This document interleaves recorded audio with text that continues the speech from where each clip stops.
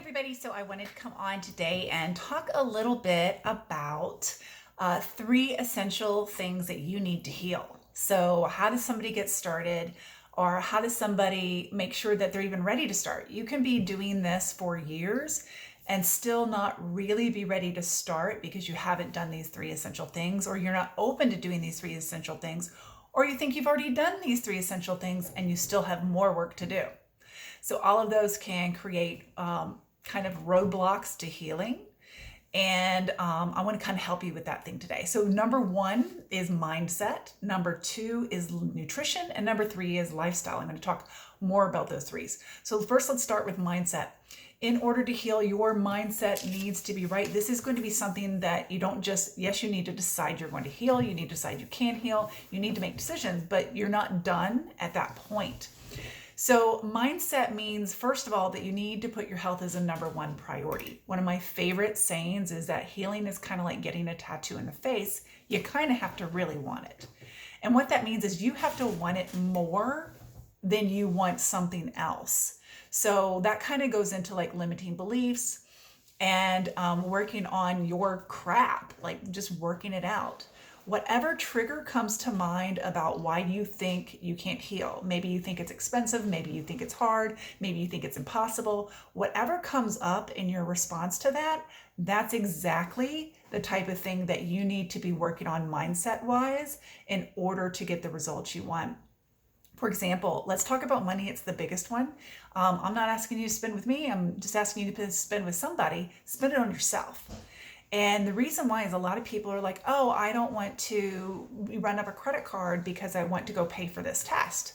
Well, here's the thing, that's where it comes to number one priority and having to really want it. Meaning I have to want that test and the results and the actions and the wins and the gains that that's going to give me more than I want my credit card to be clear. So if that's where you're at, unfortunately, not a lot of people can go run all the tests that they need without pulling out a credit card. If you don't have a credit card, then it's time to sit down with somebody who can help you figure out a way to make that accessible and break it into payments that fit within your budget. So there's always options. It's just a matter of, is it your number one priority, or do you really want it? So again, mindset.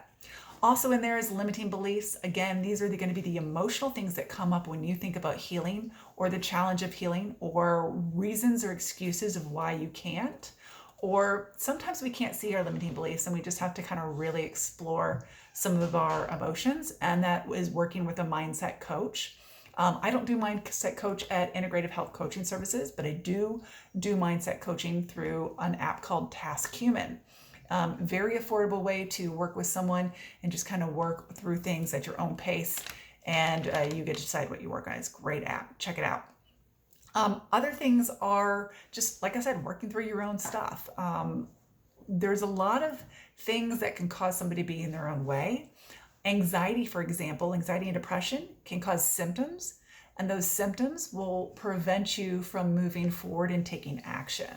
So really not only dealing with the biological stuff underneath, but also doing the personal work for personal growth. That's going to be part of your mindset work as well.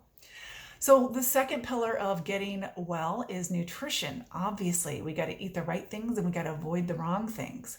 So this takes mindset. You've got to commit to it. And a lot of people feel like, oh, I've already done the work. I've already done the elimination diets. And they don't realize that they're not done. So even if you've done AIP and you've done GAPS, or you've done this, or you've done the autoimmune fix, or you've done that or this, there may still be some tweaks that you need. And also you need to realize that what you eat at one phase of your life is not the right thing at another. So no diet is forever, none of them. What we eat when we're a child is very different than what we eat at 20, then very different than what we eat at 40, and very different from what we eat at 80. And the same is true for a healing journey. Nutrition should always be being tweaked. So I'm going to eat very differently while I'm healing versus once I'm healed and I'm trying to maintain. I'm going to eat differently after maintenance than I do when I've never had a health problem as well.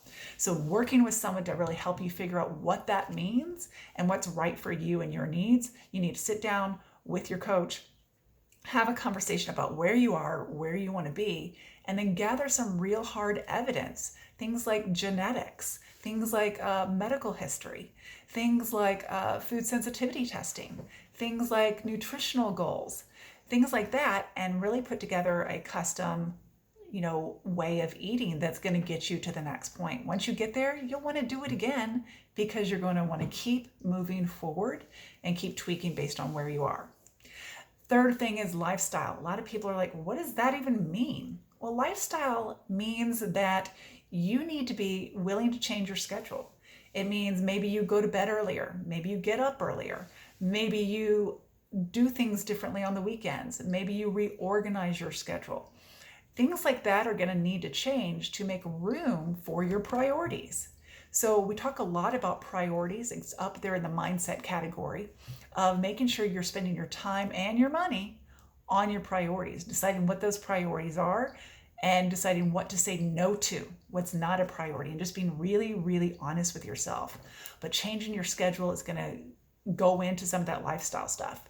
You're also going to change how you spend your spare time. That's part of changing your schedule, right? And change what you spend your money on. For example, if cable does not fit into your priorities, but healthy food does, then obviously we need to take the money from cable and put it towards what is the priority. And maybe you think, oh, I need the cable for mental health. That's a conversation to have, but there's always somewhere where we are spending our time or our money on things that are not our priorities. So having a real good conversation with your coach, helping establish your priorities, and then going through both your finances and how you spend your time, and having that align with your priorities is going to be a great way to change how you spend your lifestyle, how you spend your time. And then also you may have to, I mentioned sleep schedule. Sleep schedule is number one thing. I have a lot of people who come in and they are getting, 5-6 hours a night, and then they're wondering why they're tired. So prioritizing sleep definitely is something that can be a big hitter, and that alone can change your health. And then also when we're healing, our sleep may need to be different. So I don't recommend people getting more than 9 hours of sleep a day, but I do recommend them listening to their body and allowing themselves that there's certain times of the month we need more sleep and certain times we need less. There's certain times of the year that we need more sleep than others. And there's certain times of our life and our seasons that we need more sleep than others. So really getting into that and making sure that your sleep schedule is serving you. There may be some other lifestyle changes, things like, of course, diet, of course, exercise, fresh air, sunshine, getting outside, just things like that. Just, again, how you spend your spare time. So those are 3 essential things to healing your thyroid or anything else. And I hope that helps you guys today. Thanks.